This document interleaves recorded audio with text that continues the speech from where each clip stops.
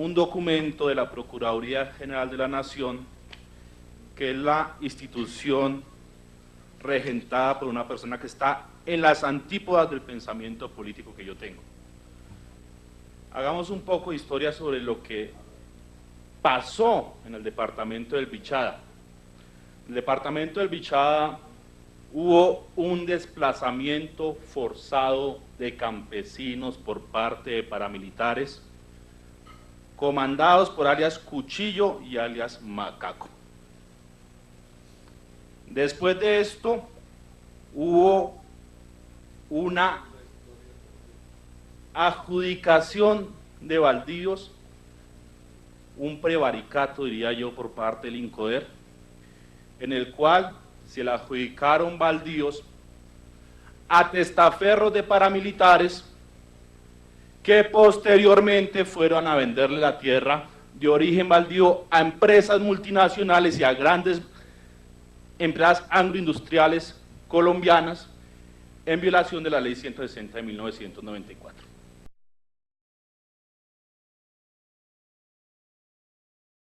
Así que si este proyecto de ley es aprobado, estamos en la legitimación de una actuación criminal, vías de hecho por parte del INCODER y un abuso del derecho por parte de empresas multinacionales y grupos económicos nacionales asesoradas por la firma Urrutia.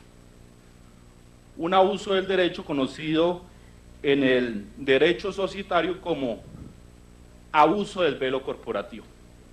Se crearon sociedades de papel que en la realidad pertenecen a un mismo grupo económico.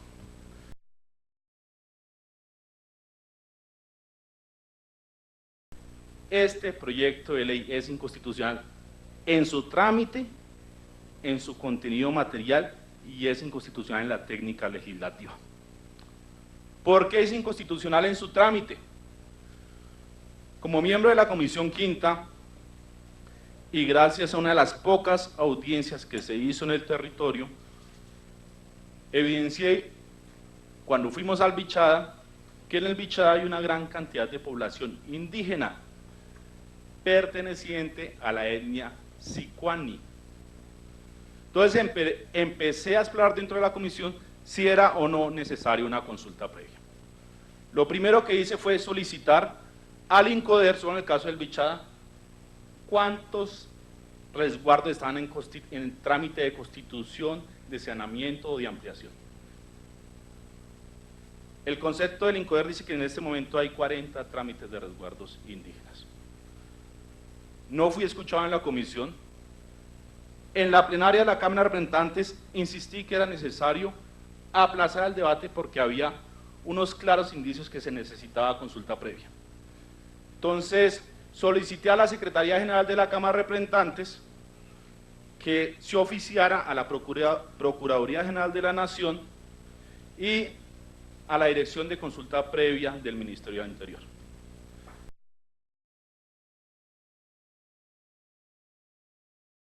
Y recientemente tenemos un concepto de la Procuraduría General de la Nación en el que se dice en el departamento del Bichada, dado que está mayoritariamente poblado por indígenas de la etnia Sicuani, que son objeto de una protección especial constitucional en general y en particular por cuanto la Corte Constitucional ha declarado que la etnia Sicuani está en peligro de desaparición.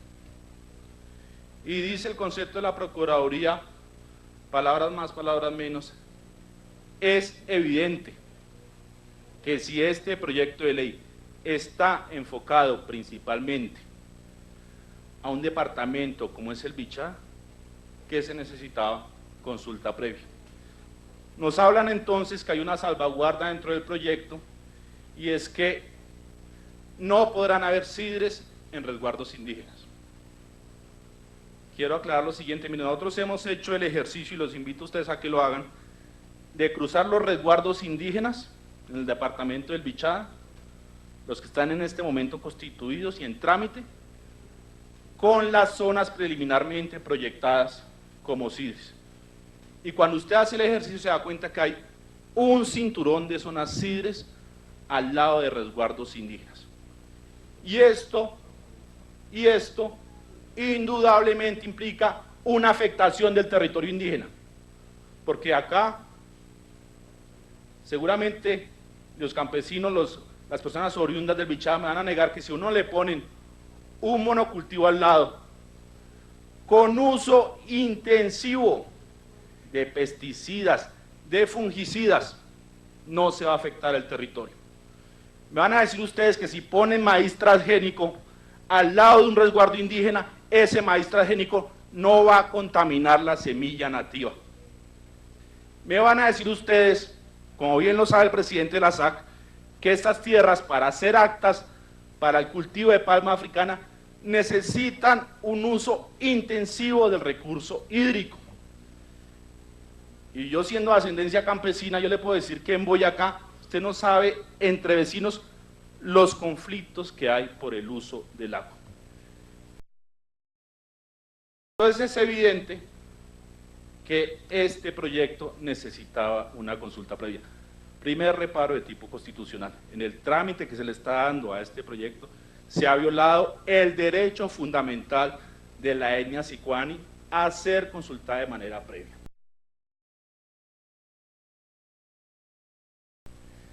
Este proyecto de ley es una violación de la cosa juzgada constitucional.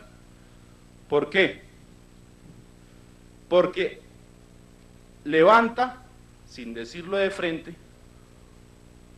una restricción que ha sido declarada anteriormente como constitucional, la restricción de unidades agrícolas familiares. En Colombia ninguna persona puede adquirir predios de origen baldío en una misma región que superen la unidad agrícola familiar. ¿Por qué esta restricción? Porque consideró la Corte Constitucional que las tierras de origen baldío tenían una vocación primordialmente para el campesinado colombiano. Una vez la tierra es adjudicada, la Ley 160 de 1994 impuso esta restricción. ¿Con cuál objetivo? Es un objetivo claro, y es que las tierras de origen baldío, si bien pueden ser enajenadas posteriormente, permanezcan entre el mercado campesino como tal. Nos dirán entonces que acá hay medidas para contrarrestar esto. Nos van a decir la asociatividad. Con todo respeto, hasta el cansancio se ha demostrado que las experiencias de asociatividad en Colombia no han sido en defensa del campesino. Nos dirán entonces que el fondo de tierras es una medida para compensar el levantamiento de las unidades agrícolas familiares. Un fondo de tierras que van a ir ¿para dónde? Entonces los campesinos del Bichada tienen que irse a la región andina. Eso va a generar, a mi modo de ver, un desarraigo de tipo cultural. Este proyecto de ley viola el principio de unidad de materia. ¿Qué es el principio de unidad de materia desde el punto de vista constitucional? Que los debates se den de manera clara, se den de manera honesta en el Congreso y ante la opinión pública. Y acá nos han querido vender la idea que este no es un proyecto de baldíos, que este es un proyecto de productividad. Perdóneme, pero con toda sinceridad, mentira. Este proyecto de ley es una modificación de la Ley 160 de 1994, que es la ley de reforma agraria en el país, y en ese sentido es una contrarreforma agraria en los departamentos en los cuales se van a implementar las CIDRES. ¿Por qué? La Ley 160 de 1994 en lo que toca a baldíos tiene dos componentes. Una es la adjudicación de baldíos. ¿A quién se le puede adjudicar baldíos? Baldíos se le puede adjudicar a una persona que tenga un patrimonio líquido inferior a más o menos 600 millones de pesos, que haya ocupado la tierra durante 5 años y que explote las 2/3 partes de esta tierra.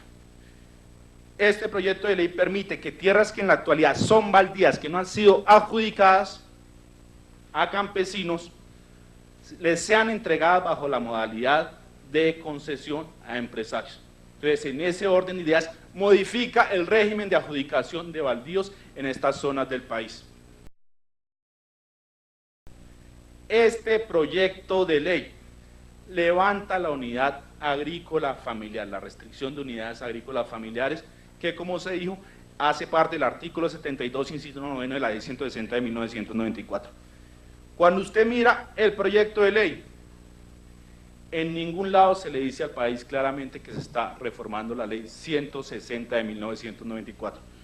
Yo considero, señor presidente, con el mayor de los respetos, que usted debe hacer uso del artículo 148 de la ley quinta de 1992, en la cual dice que el presidente de una comisión deberá excluir de un proyecto de ley las disposiciones que no tengan una conexidad con el objeto. Y el objeto de la ley está en el título. Y en el título de esta ley, pues no nos están diciendo de frente al país que están modificando la ley 160 de 1994.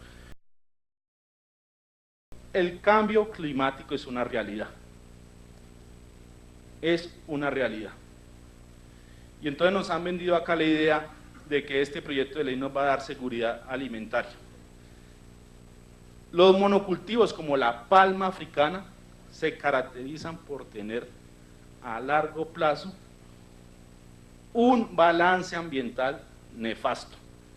En la experiencia brasilera también se ha dicho, los monocultivos como la soya transgénica también tienen un balance ambiental nefasto. Se nos habla de seguridad alimentaria. En ninguna parte de este proyecto de ley usted ve una disposición en la cual se establezca claramente que esas zonas CIDRES van a ir para generar seguridad alimentaria del país. Yo me pregunto, ¿cuál seguridad alimentaria? ¿Palma africana? ¿Caucho? ¿Soya transgénica para alimentar cerdos en el exterior o para alimentar cerdos acá en el país? ¿Esa es la seguridad alimentaria que nos quieren vender?